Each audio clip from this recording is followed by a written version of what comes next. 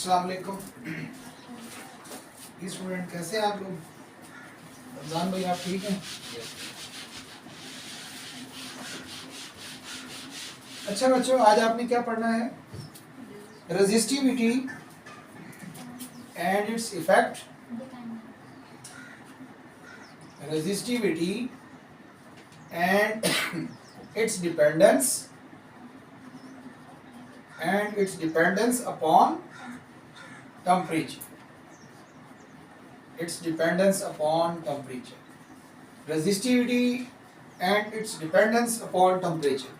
तो आज हमने पढ़ना ये है कि हमारे पास रेजिस्टिविटी क्या है और ये टेम्परेचर पर किस तरह से डिपेंड करती है। तो resistivity and its dependence upon temperature. सबसे पहले बच्चों हम रेजिस्टिविटी को डिफाइन कर लेते हैं। रेजिस्टिविटी अब असल में है क्या? Resistance of 1 metre cube of a material. ठीक है, मतलब ऐसा मटेरियल अगर 1 मीटर क्यूब उसका हम साइज लेते हैं, मतलब ये है कि लेंथ 1 मीटर लेते हैं, cross sectional area 1 metre square लेते हैं, तो उसकी जो रेजिस्टेंस होगी वो रेजिस्टिविटी के बराबर होगी। रेजिस्टेंस उसकी रेजिस्टिविटी के बराबर होगी। और या फिर यूं भी कहें, resistance of conductor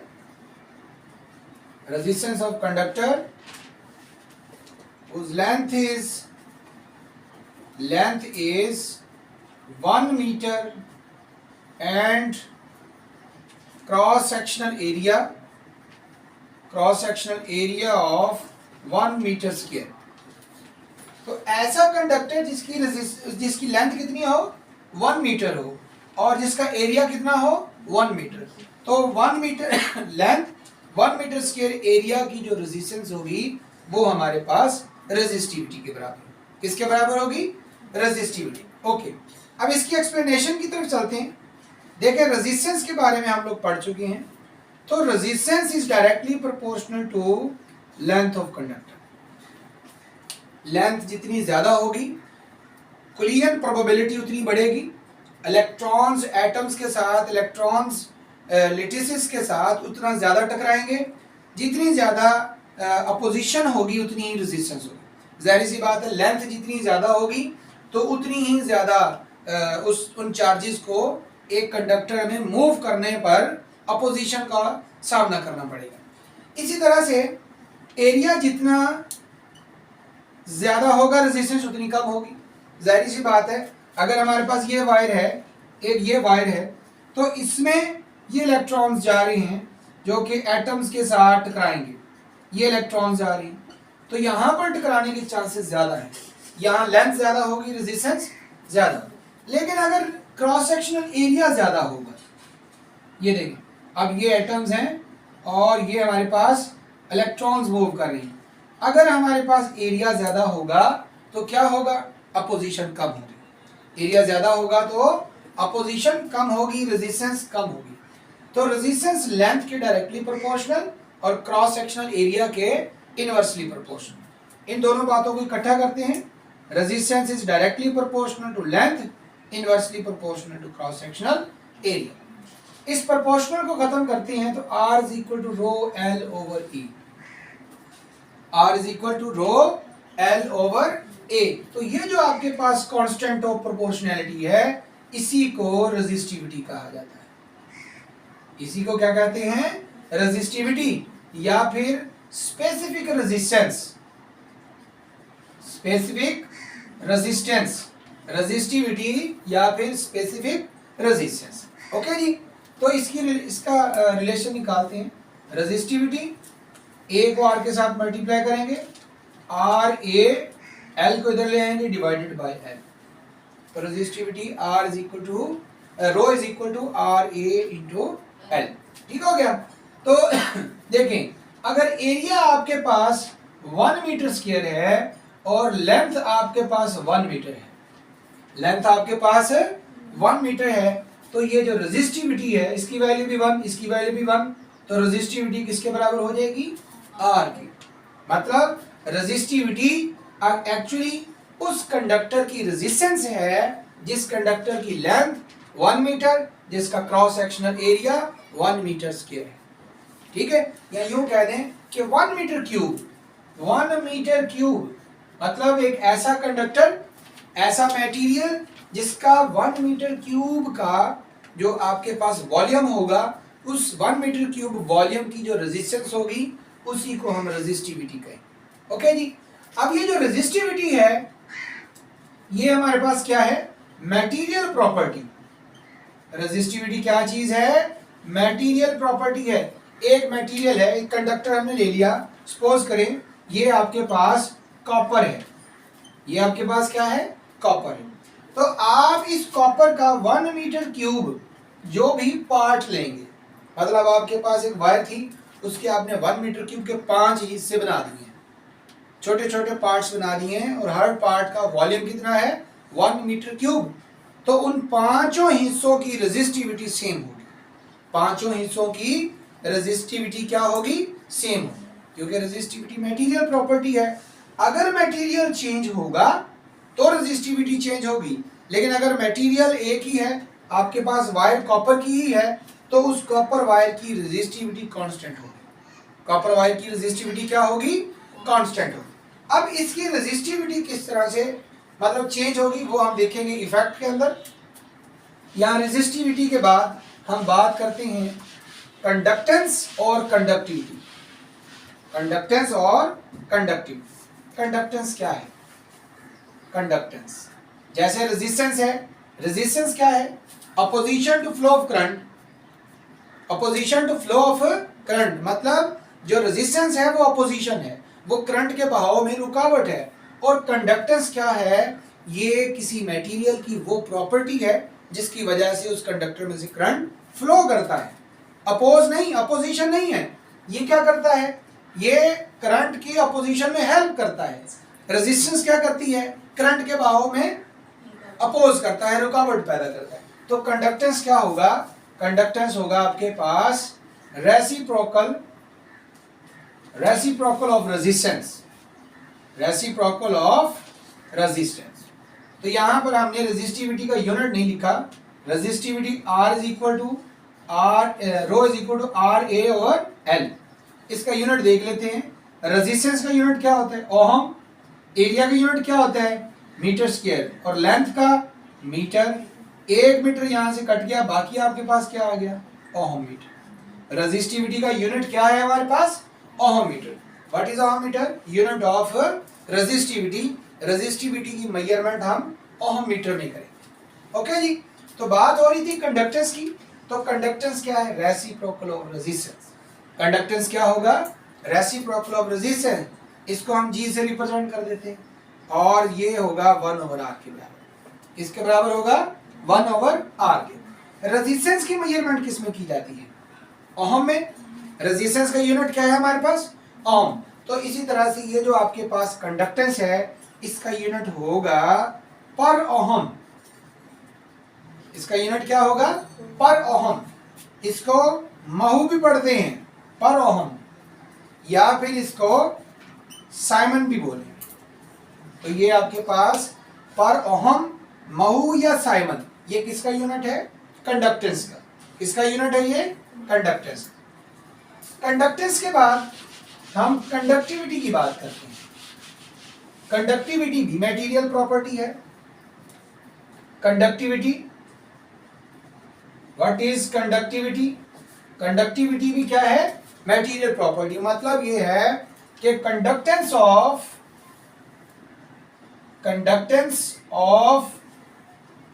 1 metre cube of material.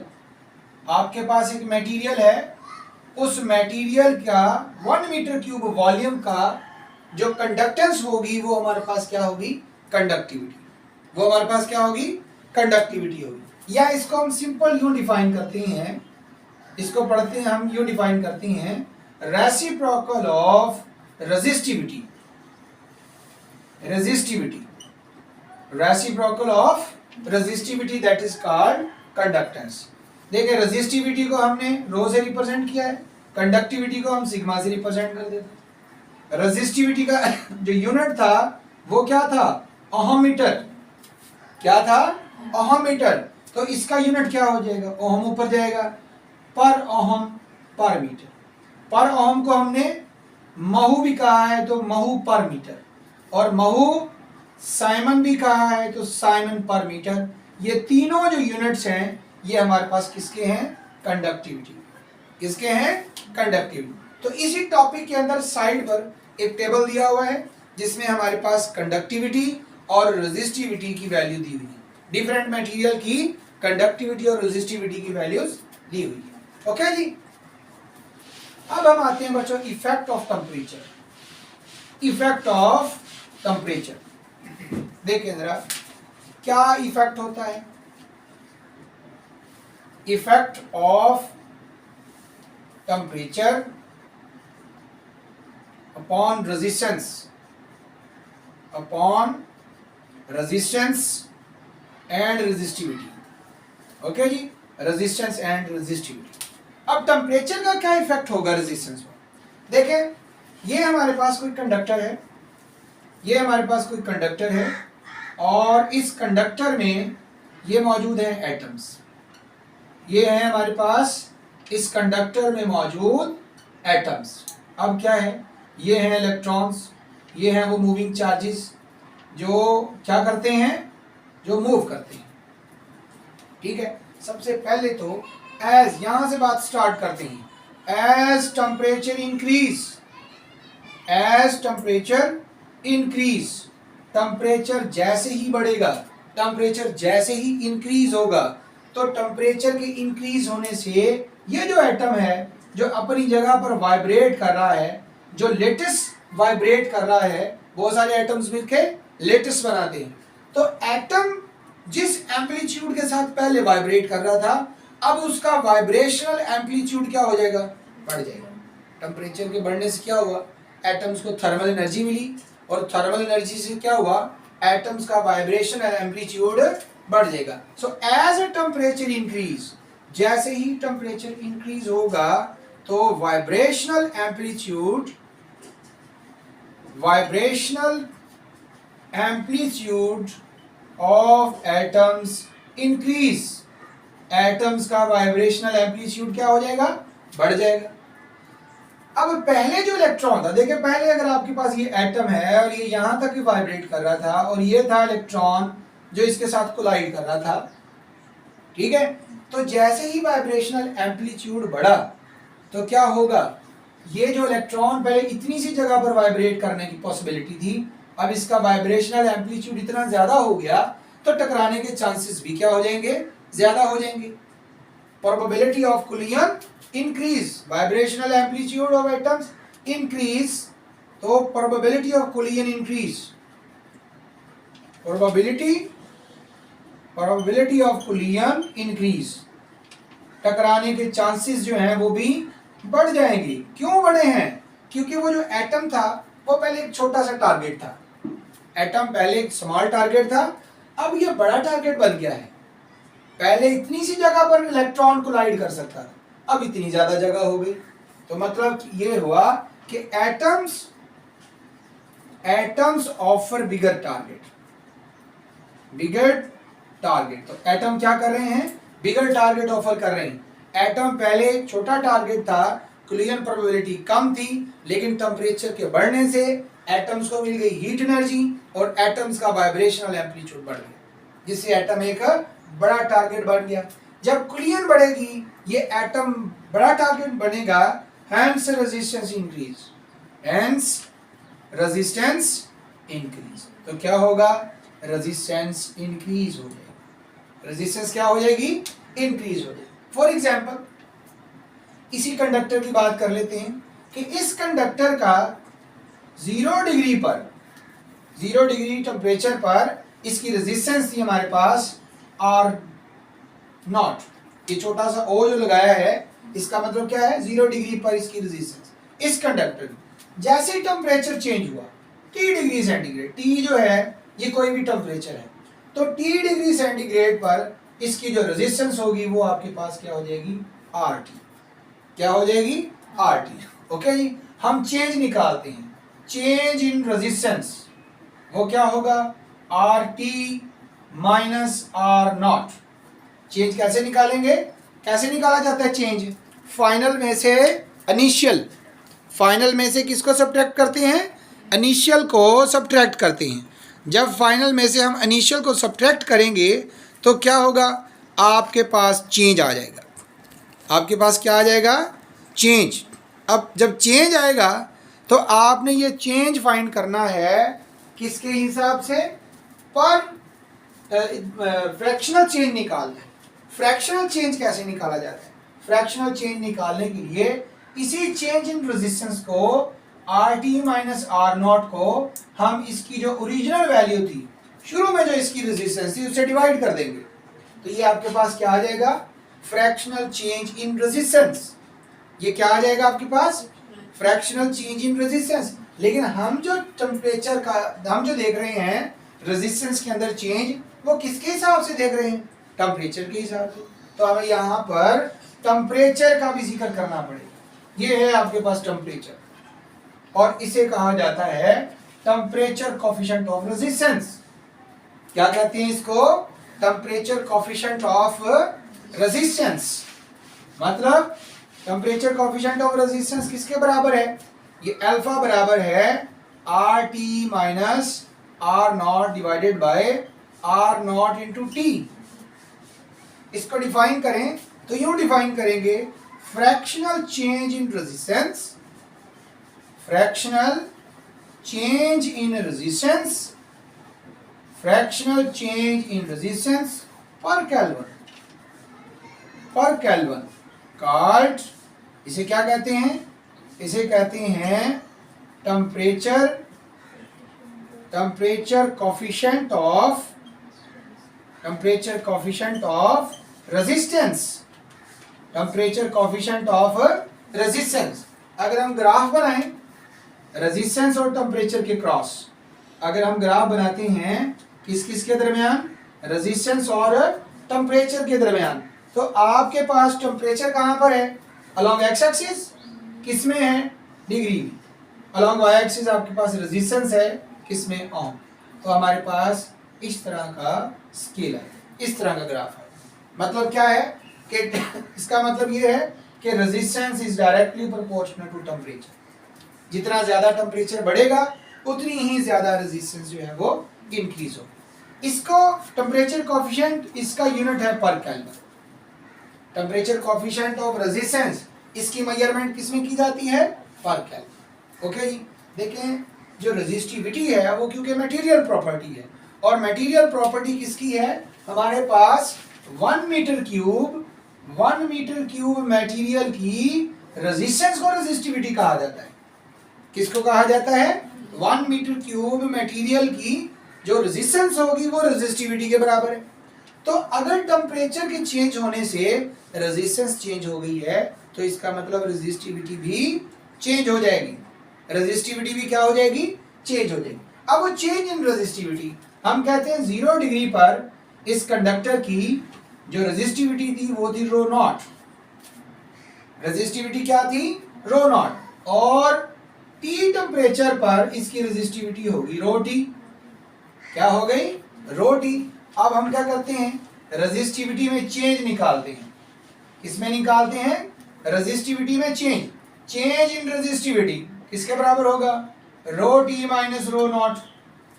अगर हम फ्रैक्शनल चेंज निकालना चाहते हैं तो रो टी माइनस रो नॉट को डिवाइड कर देंगे, जो इनिशियली इसकी रेजिस्टिविटी थी, ये फ्रैक्शनल चेंज आ गया। ओके जी, और हम जो चेंज फाइंड कर रहे हैं वो तो टेम्परेचर के हिसाब से कर रहे हैं। किसके हिसाब से कर रहे हैं, टेम्परेचर के हिसाब से।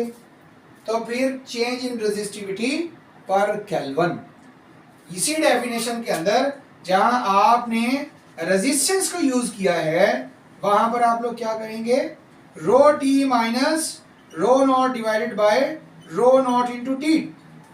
और डिफाइन कैसे करेंगे इसको, fractional change in resistivity, fractional change in resistivity per kelvin. Fractional change in resistivity per kelvin is called temperature coefficient of resistance. अब यहाँ हमने जो ग्राफ बनाया था वो किसके दरमियान बनाया था, टेम्परेचर और रेजिस्टेंस।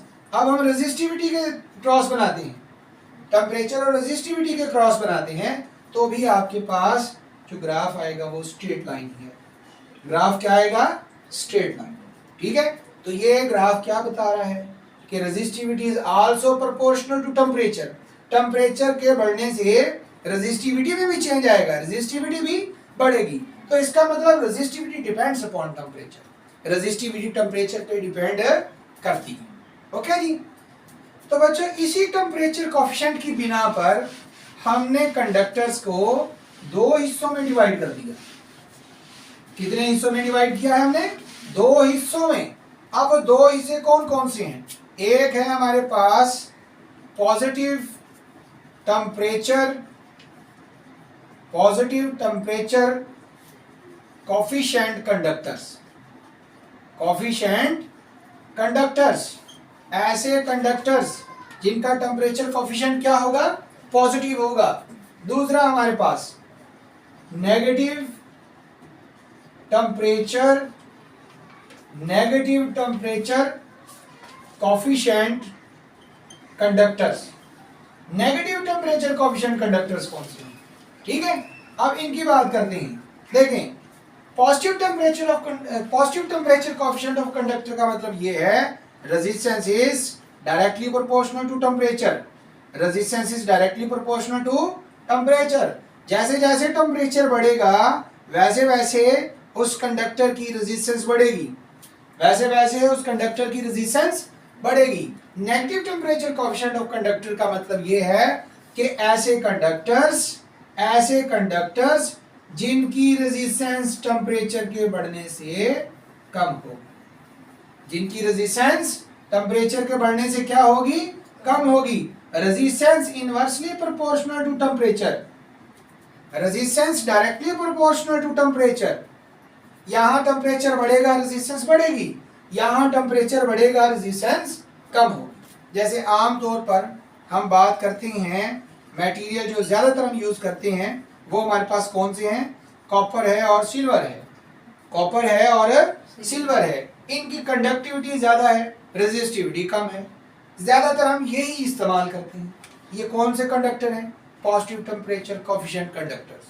कौन से कंडक्टर्स हैं, पॉजिटिव टेम्परेचर कोफिशिएंट कंडक्टर्स।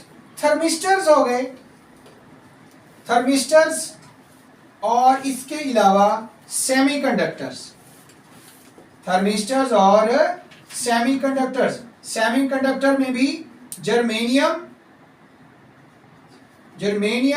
और सिलिकॉन, जर्मेनियम और सिलिकॉन। तो नेगेटिव टेम्परेचर कोफिशिएंट कंडक्टर्स कौन से हैं, पहला थर्मिस्टर और दूसरा सेमीकंडक्टर्स, दो ही है, जर्मेनियम और सिलिकॉन। ठीक है, थर्मिस्टर्स के अंदर, सेमीकंडक्टर्स के अंदर जब टेम्परेचर बढ़ेगा इनकी रेजिस्टेंस कम होगी, इनकी कंडक्टिविटी बढ़ जाएगी।